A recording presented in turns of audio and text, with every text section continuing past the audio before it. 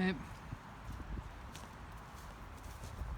And that was the fields that you saw the big baler in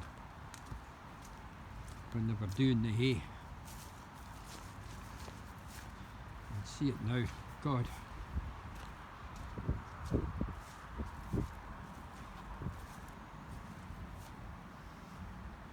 I'll be quite honest, all the years that I've stayed here, I've never seen anything like this.